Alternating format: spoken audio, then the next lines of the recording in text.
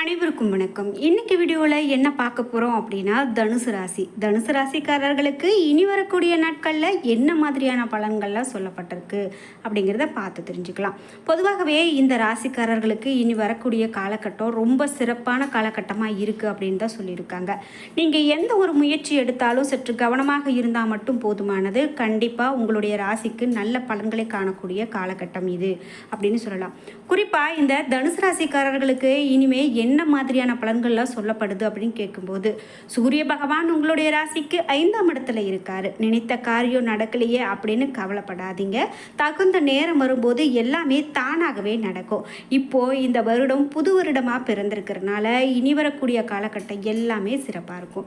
மேலும் தனுசு ராசிக்காரர்களுக்கு என்ன மாதிரியான பலன்கள்லாம் சொல்லப்பட்டிருக்கு அப்படிங்கிறத பார்த்து தெரிஞ்சுக்கலாம்.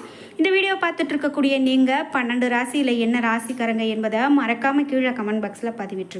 அதோடு உங்களுக்கு பிடித்த கடவுளினுடைய பெயரையும் கமெண்ட் பாக்ஸில் பதிவிட்டுட்டு வீடியோவை ஸ்கிப் பண்ணாமல் முழுசாக பாருங்கள்.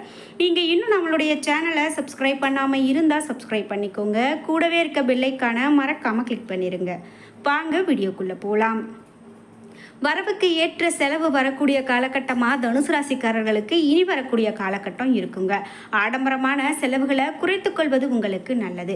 செவ்வாய் 8ஆம் இடத்துல இருக்கிறாரு. போட்டி பந்தயங்களில் உங்களுக்கு கண்டிப்பாக வெற்றி கிடைக்கும். நிலம் சம்பந்தப்பட்ட வழக்குகளில் உங்களுக்கு சாதகமான தீர்ப்பு வரும்.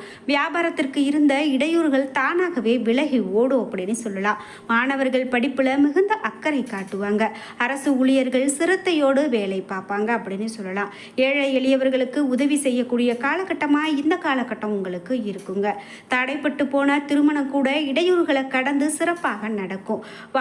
மேலும் வாக்கும் நாக்கும் பக்குவமாக இருக்க வேண்டிய காலகட்டம். மேலும் நீங்கள் கண்ட இடத்துல எதையும் சாப்பிடாம இருக்கிறது தாங்க நல்லது. உங்களுக்கு அது கண்டிப்பாக ஆரோக்கிய பிரச்சனையை கொண்டு வரும். அப்படிங்கிறதுனால நீங்கள் எதையுமே பெருசாக நீங்கள் வெளி உணவுகளை எடுத்துக்காம இருக்கிறது நல்லது. தேவையில்லாத நபர்களுக்கு வாக்கு கொடுக்காம இருக்கிறது நல்லது. ராகு 4ஆம் இடத்துல இருக்காரு. குலதெய்வத்தினுடைய வேண்டுதலை நிறைவேற்றுவீங்க. கேது 10ஆம் இடத்துல இருக்காரு. தேவையான நேரத்தில் நண்பர்கள் உங்களுக்கு உதவி செய்வாங்க.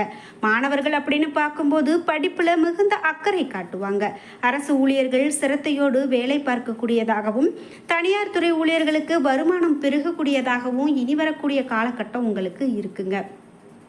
பொதுவாகவே இந்த ராசிக்காரர்களுக்கு இனிமே வரக்கூடிய காலகட்டத்தில் இந்த மாதிரியான பலன்களை தான் பெற போகிறாங்க அப்படின்னு நிறைய நன்மையான பலன்கள் சொல்லப்படுதுங்க.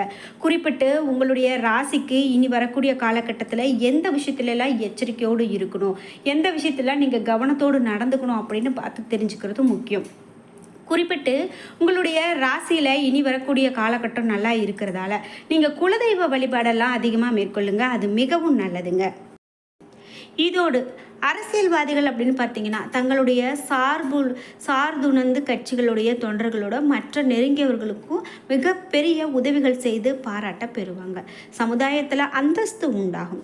உங்களுடைய சிந்தனையில் தெளிவோடு இருந்தால் செயல்களில் வெளிப்படையாக ஈடுபடுவீங்க. கட்சி முதலின் மேலிடத்தில் இருந்து உங்களுக்கு பாராட்டுகள் கண்டிப்பாக கிடைக்குங்க.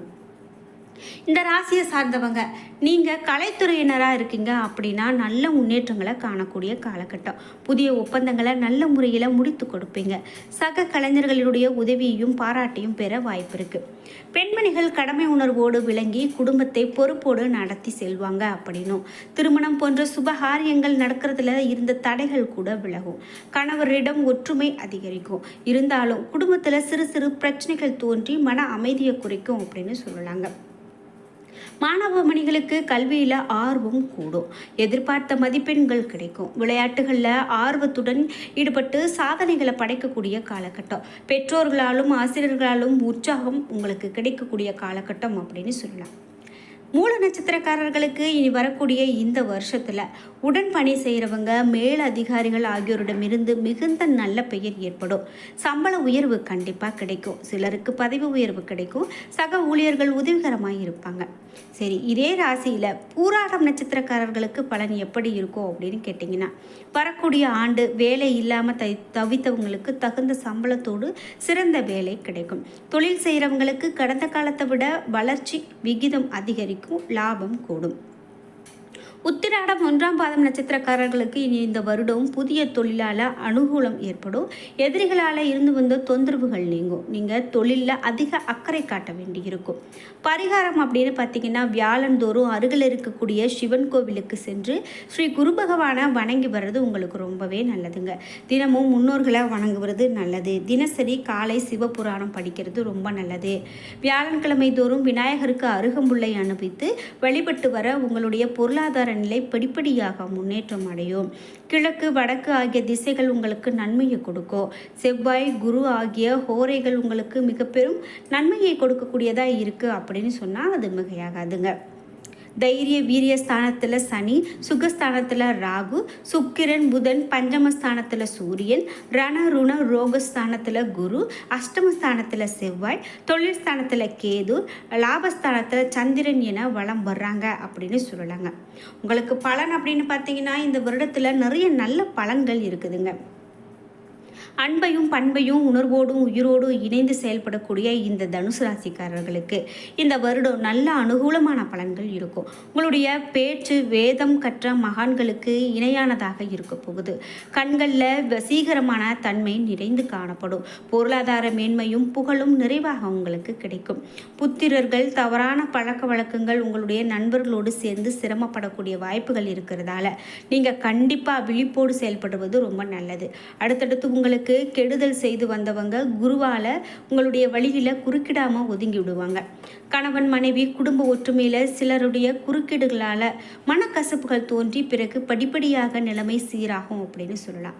ஆயுள் ஆரோக்கியம் பலம் போன்ற கிரக அனுகூலம் உங்களுக்கு நன்றாக இருக்குதுங்க. தந்தை வழி உறவுகள் உங்களை புரிந்து கொள்வதில் உதவிகள் செய்வதில் தடைகள் உண்டாகும். செய்யக்கூடிய வேலைகளில் இருந்த மன நிறைவு குறைந்து பின்னர் சரியாகும். ஆன்மீகம் தொடர்பான கருத்துக்களை படிப்பதிலும் கேட்பதிலும் பேசுவதிலும் மனம் அதிகமாக உங்களுக்கு ஈடுபாடு கொள்ளும்.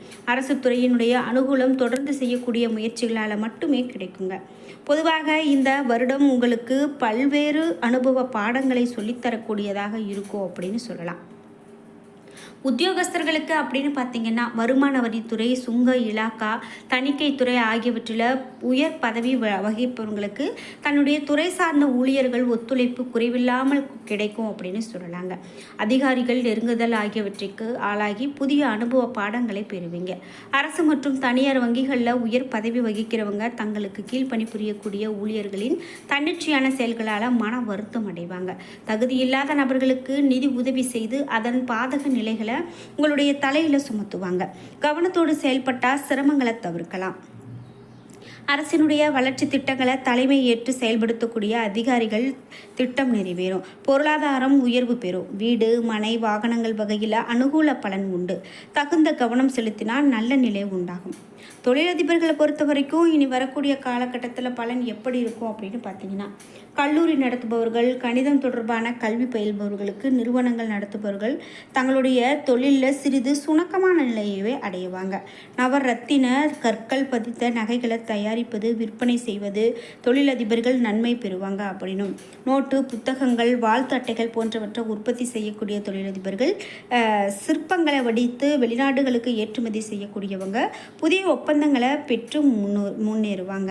வியாபாரிகளை பொறுத்த வரைக்கும் வரவு செலவு கணக்கு எழுத பயன்படக்கூடிய நோட்டுகள், புத்தகங்கள் மற்றும் எழுத்து பொருட்கள் விற்பனை செய்கிறவங்க தங்களுடைய வியாபாரத்தை புதிய முதலீடுகள் எதுவும் போடாமல் நட்பு நிலையோடு தொடர வேண்டும். புத்தகம் விற்கிறவங்க பொருளாதார முன்னேற்றம் காண்பாங்க. பொம்மை வியாபாரம் செய்கிறவங்க மேன்மை அடைவாங்க. காய்கறி கனி வகைகள் வியாபாரம் செய்கிறவங்க வசதியான இடமாற்றம் பெறுவாங்க. எந்த வகையிலுமே கைகளில் பொருளாதாரம் தாராளமாக புழங்கும் அப்படின்னும், வீடு வாகனம் புதிதாக வாங்கக்கூடிய யோகம் இவர்களுக்கு உண்டு அப்படின்னு சொல்லலாங்க. இது மட்டும் இல்லாமல் பரிகாரமாக பார்க்கும்போது குருஹோரையில் நீங்கள் பெருமாள் அல்லது விநாயகர் அல்லது சாஸ்தா கோவிலில் மறிக்கொழுந்த அர்ப்பணிக்கிறது உங்களுக்கு மிகவும் நல்லது.